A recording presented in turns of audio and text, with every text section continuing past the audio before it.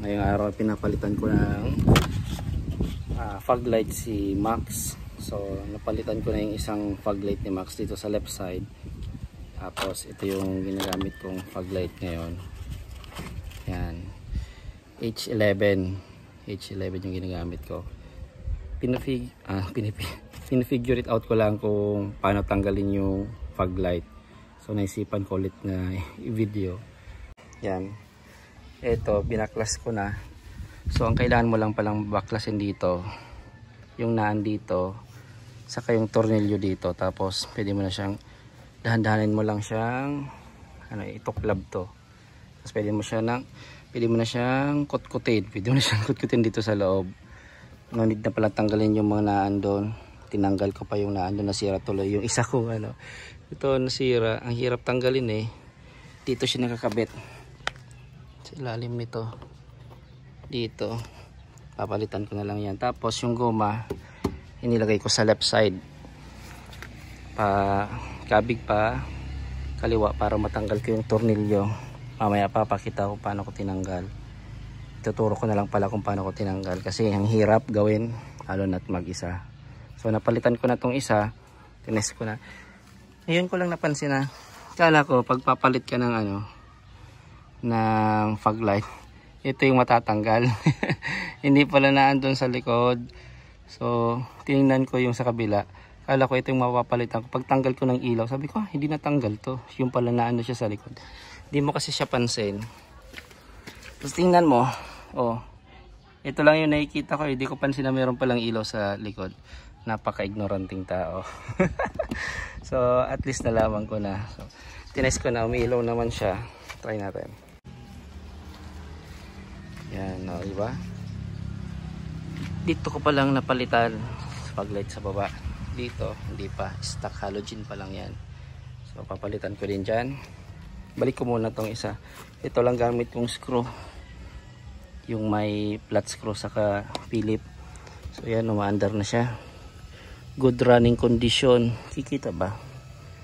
Yan, ayos, balik ko muna. Ano lang naman pa ito, malamot lang pala ito, kaya nabibend-bend ko. So nabalik ko na tong screw na to. Tinutok ulit yung guma pa right kasi babalik ko na rin to. Medyo mahirap pag nandito yung nakatutok sa left yung goma. Tinutok ko naman to sa left kasi para maalis ko to. So ngayon babalik ko naman to. Balik ko muna. Ito pala siya. Yan. Ito yan, dalawang yan. So unahin muna natin to. Napasok na natin to. Ito naman sunod lap.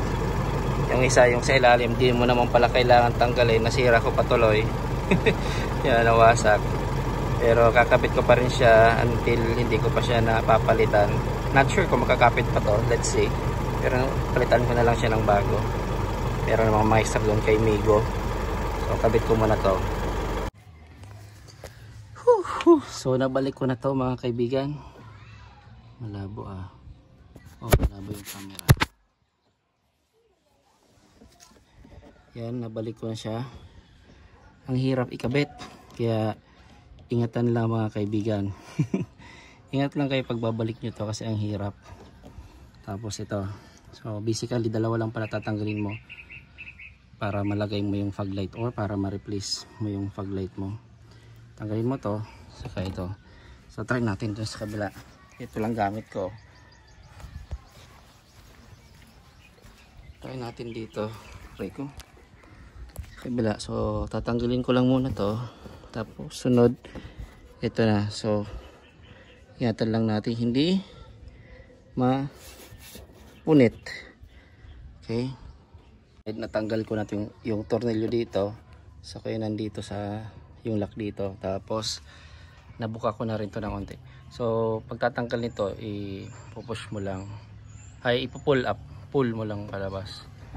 Ang gaganyan mo lang siya. Tapos kukunin mo tong na to kasi malambot naman siya, super lambot niya. Yan, alalayan mo na lang, pabukahin mo to hanggang palabas mo dito sa baba para ma-access mo yung fog light. Then yung wheel, turn to right, or since Since maluwag na ito, pwede na no, turn to right. Kung hindi ka pa nakakakuha ng buwelo, turn to left mo yung wheel. So sa tingin ko okay na yung wheel na nito, marami namang space. Sige, buksan ko muna to kasi di kaya ng isang kamay. Kasi kailangan nating mag-ingat kasi mahirap na kung may mapunit. Tapos lagay natin yung fog light. Okay? So yan, nalis ko na to. Binuka ko hanggang dito sa baba kasi hindi kaya hindi alisin para matanggal ko ng maayos tong fog light. Actually natanggal ko na siya kanina kaya lang hindi nga buwelo kaya binuka ko dito ng maayos.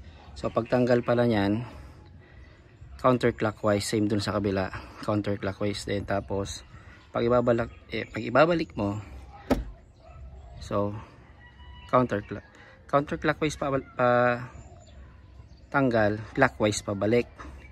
Yun, hinihingal kasi ako, nangyayaya. So ito na, nakuha ko na, tanggal ko na. At parang napansin ko lang dito sa part na to, ang ikli ng wire, hindi mo siya mahugot ng medyo malapit-lapit sa'yo. Ang ikli niya lang, kaya medyo mahirap din tayo, hindi katulad sa kabila na medyo mahaba-haba. Meron din tong lock. Paano kayo makita yung lock niyan? Ito, instead na ipipress down mo, ipapalabas mo to, pull up pataas pa ganyan, hindi pa press down para matanggal mo tong fog light. So tanggalin ko muna ang dalawang kamay kasi hirap ng isang kamay. Natanggal ko na yung fog light H11. Yan, natanggal ko na siya. So sabi ko nga, iangatin mo yung lock, hindi pa baba kasi ito yung lock niya. Yan o, iangat mo siya instead na pababa, tapos hugutin mo na palabas. Yun, hinihingal ako, nakaputi na naman ako every time na magpapalit ako ng fog light or ng bulb ng sasakyan. Palagi ko nakaputi, nagkakataon lang kasi sinisipag ako eh, hindi naman talaga ako prepared magpalit, sinipag lang ako ngayon kaya yung pinalitan ko sabay vape. So vape tayo guys, so vape muna ako habang nag-change ng bulb ng fog light ni Max, kaya siguro ako hinihingal. Shoutout sa Vapescape, kung nandito lang naman kayo sa partido, search nyo sa Facebook ang Vapescape, dun kayo bumili ng vape. Maraming klase ng vape, ito lang yung palagi kong ginagamit, Sigbay, kasi malupit siya, masarap, tapos nga mura. Hanapin nyo lang sa Facebook si Vapescape. Sige, continue na natin tong ating trabaho dito. So lagay ko muna tong fog light natin na H11, tapos pakalagay ko, isara natin, tapos test natin. Okay, yun, nabalik ko na yung tornilyo dito kasi ito nabalik ko na. Medyo mahirap lang pagbalik, kailangan mong fold dito para mapasok mo dito sa ilalim. Ang talim pa naman ito kaya yung kamay ko nagkaka-slice na. Tapos ito tinurn left ko kasi ang hirap din ibalik ito. Sabihin, ito ang hirap ibalik, kaya magbalik niya, nang inuuna ko muna ito bago tong lock. Kaya ganyan yung style ng gawang ulit, balik ko muna. So yan, nabalik ko na. So medyo hindi ako nahirapan dito once na napashoot ko na yung yung isa, yung lock naman, ang bilis ko maipasok, hindi katulad sa kabila, ang hirap ipasok. Kaya naman to tinurn left ko para makita ko yung butas dito. So yan, tapos na tayo guys. Aray ko, lamok.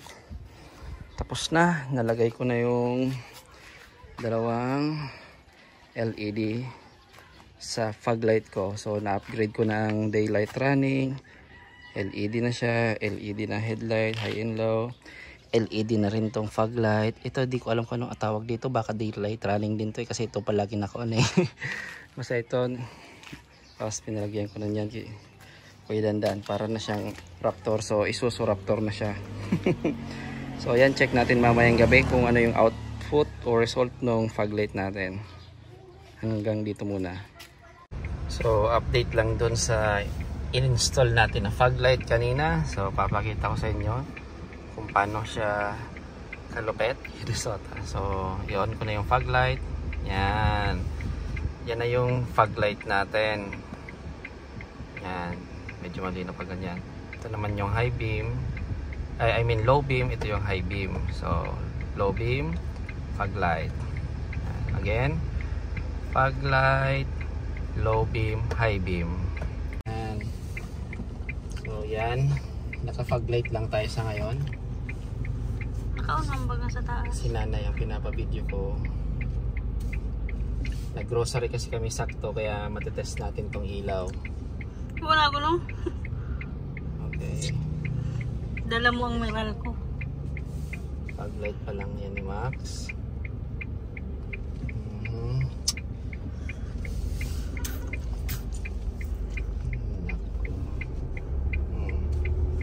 Low beam. Light to low beam. Sobrang kusog. Para kita mo yung daan. Dati yung naka halogen pa lang si Max. Medyo mahina nga talaga yung ilaw. I-compare mo naman dito sa LED. Ikaw na ba? Kato yan sa pagkuha ko mangit-ngit. Lalo na nakaloob ka. Sorry lo.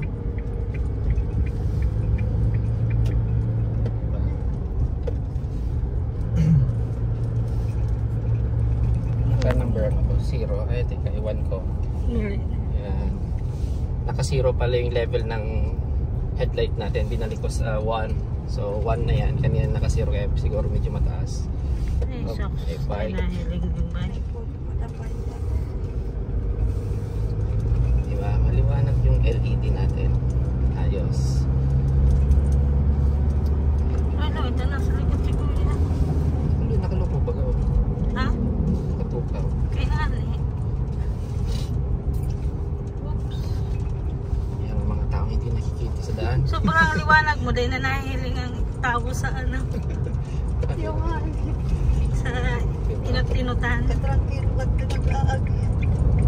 Nidarapang ano, si San Pedro.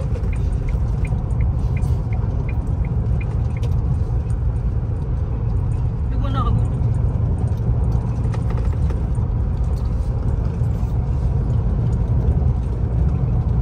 So, fog light. Yan ang fog light. Fog light pa lang. Okay na sa dilim. Oo. Nasisilaw yung kasalubong. Fog light ka lang. Tapos low beam. Tapos high beam. Diba?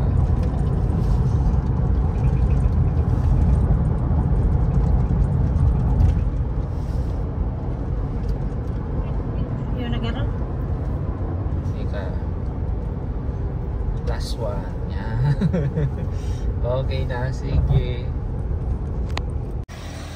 So, yan yung na-install na nating fog light kay Max. So far, so good. Fog light pa lang, solve ka na. Ang laban na rin sa dilim. Oh. Ganyan siya. Fog light pa lang yan. Diba? Ayos. So, hanggang dito na lang ang ating video for today. See you next time. Goodbye.